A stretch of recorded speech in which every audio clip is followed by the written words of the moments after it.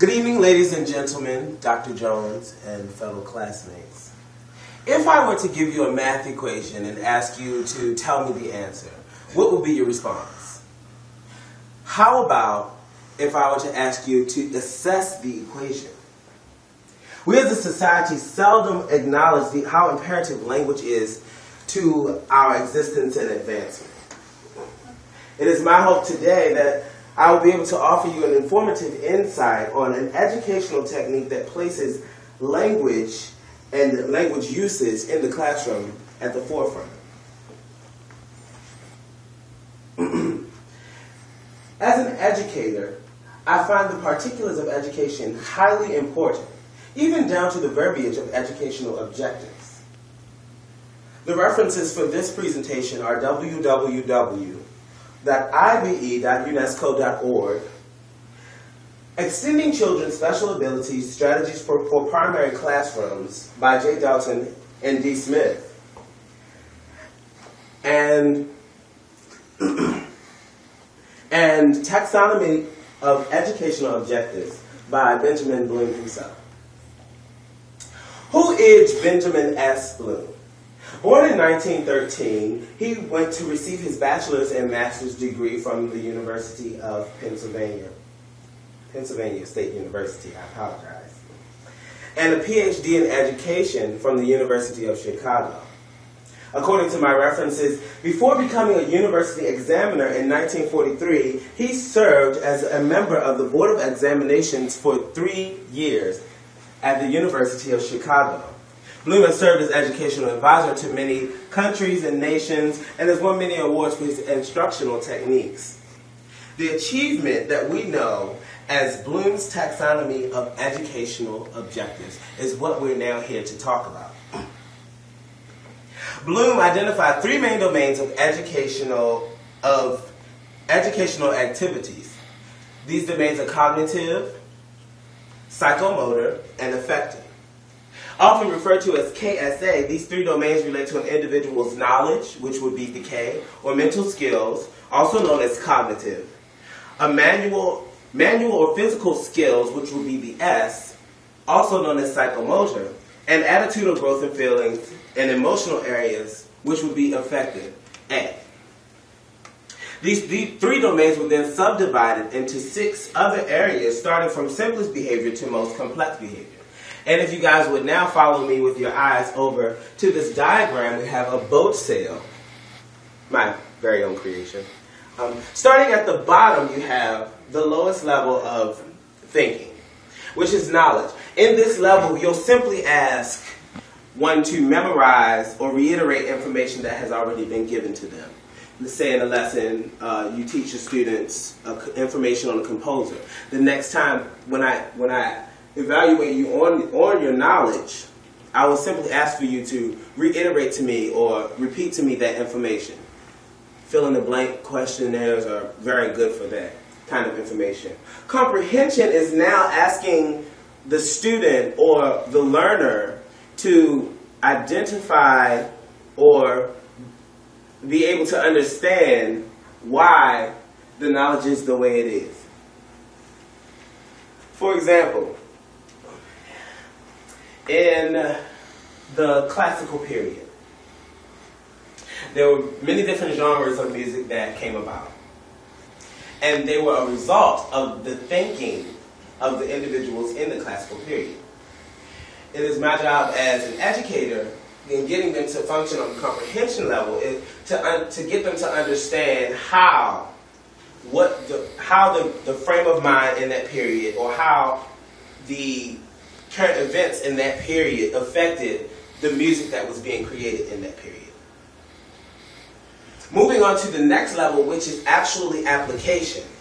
Okay, after understanding and knowing that these levels build upon each other, after understanding how music was created and how current events affected that particular form of music, I would then ask a student to recreate that music. Not in a memory, not from a memory from a piece of music that I had already given them, but from what they know about the period and what they know about music in the period.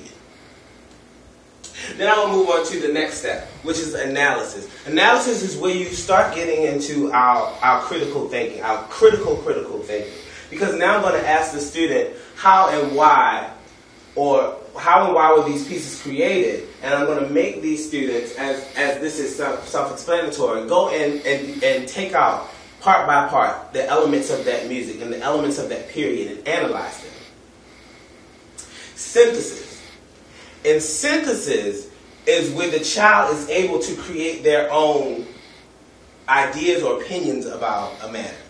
So I would then ask them, a perfect thing to ask a student to do with regards to the classical period or music would be to create your own time period, much like the classical, Baroque, Renaissance.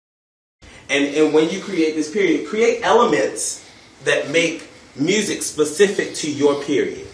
Then create a piece of music that would have come from your period.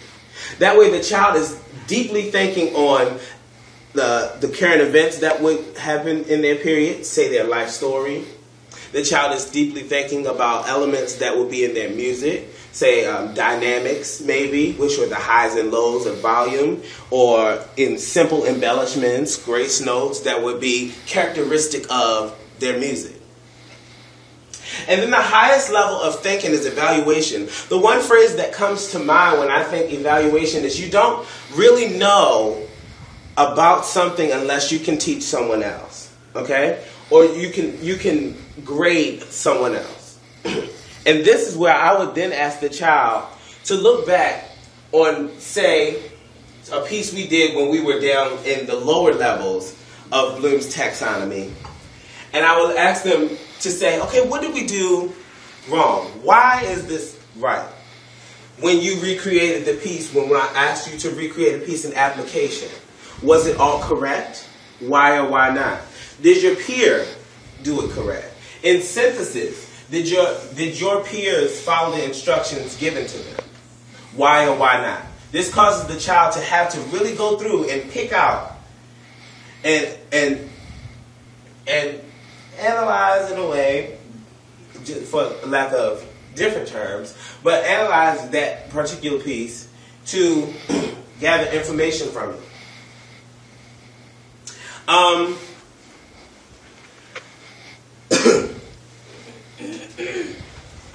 And moving on, the question now, after having seen this pyramid, is how do I apply Bloom's taxonomy in the classroom? Which is the big idea of our speech or our session today. Okay, the goal, first thing we want to understand is that the goal of Bloom's taxonomy is to activate and cultivate a student's critical thinking abilities. Okay, that's what we want to do. That is what we are to achieve by the time we are finished with that student, whether it be for a unit, whether it be for a semester or an entire year. When your student leaves, they are to be able to think on a deeper level than they thought before they met you or came into contact with you or your classroom or subject matter. Students throughout a unit should experience each level of the given pyramid. It doesn't necessarily have to be in order, but they certainly have to experience it in its entirety. That way, every part of the mind is stimulated. Okay? Examples of words that you can use in each level. Okay, let's look at knowledge. Okay, the simplest level of thinking.